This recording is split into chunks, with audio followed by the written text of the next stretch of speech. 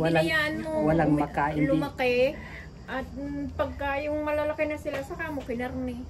Eh, itlog ang po kinuha ate, ko. dumami na yung tain nila dyan. Oo nga, talagang gayon. Pag binahaya na talaga. Pero nung nawala na yung itlog, nung ano eh. nawala na rin. Nagsialisan sila. Parang baliw yung kalapati. Ay, Yung balik, siyempre. yung balik eh.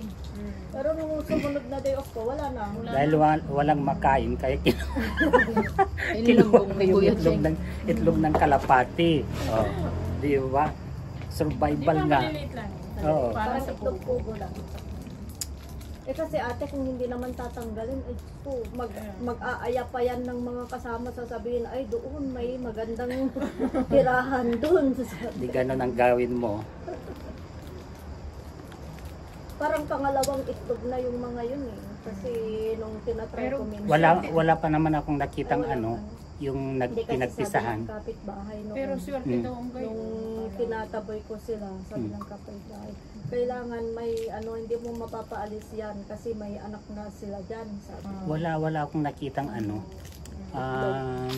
pinagpisahan.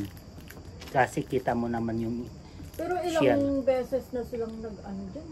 wala akong nakita. Ilang buwan na Eh rin. di umalis na, kasi siguro ang susungit ng may-ari ng bahay na ito. Wala, tinanggal na yung itlog eh. Wala na. Baka tayo pang kainin sa business. Hindi namin alam kung bakit naisipan namin inakyat yan. Paano kung inakyat mo yun? May ano, may skala. Pero swerte Nakyat daw ko yun. na. Tsaka yung mga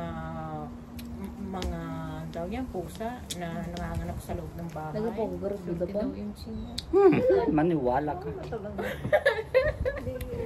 Oo nga. Swerte kay magpapabaho lang sa ano, sa loob ng bahay. Alam mo, hindi ko type yung ano, may mga animal sa loob ng bahay. Ako rin. Ay, hindi. Di ba kami may aso, kaya hindi ako nakakasama sa island. Ay si among babae, sus ko. Ano pa doon sa kanyang kwarto, pinasasakay pa doon sa kanyang... Ang alin? Umupo ka dito, di pa kapag dapat nakakain ka na ngayon.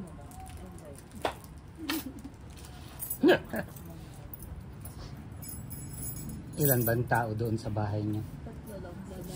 Nasaan yung mga iba? Bakit wala si tita mo?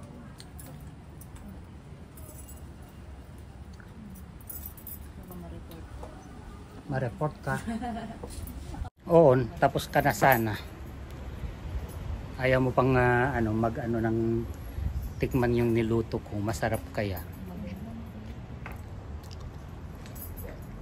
Ako ang nagluto. Ang sarap nga talaga. Ang dami ko nakain.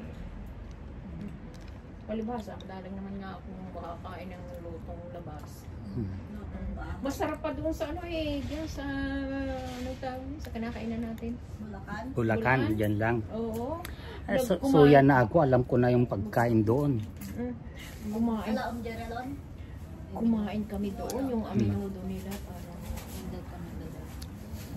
Kuya, siyempre. Bakit sa akin, hindi lahat sa akin? Ayan.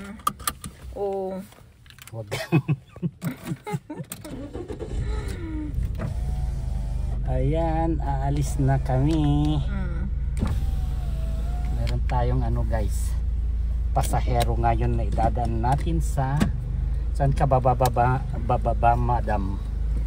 Saan bang baba mo? Sa Quezon City Circle? Ha? Saan ba kita ibababa? Kung saan may istasi. Papuntang train Gusto mo station. papuntang Batangas? Ay, matagal pa yun. Ang paligid sa tahimik lang guys sa labas sana ako, pero dito na lang sa loob ng sasakyan. Ayan ang paligid.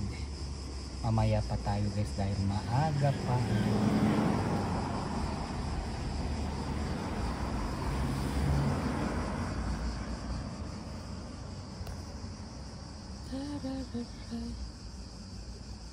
Dahil pagpapasok na ako guys, yung karelyebo ko sa trabaho. Masaya na yan pag ano, maaga akong pumasok, kaya tambay muna tayo dito sa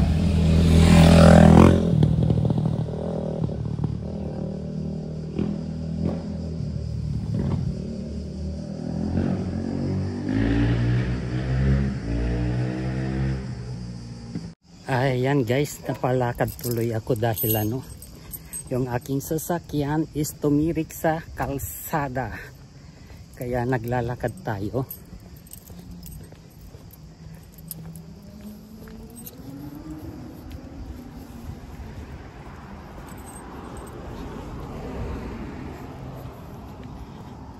It needs to bring to the shop. The car must go to shop tomorrow. Thank you. Ayan guys, kausap ko yung ano, karelyebo natin. Babay muna guys.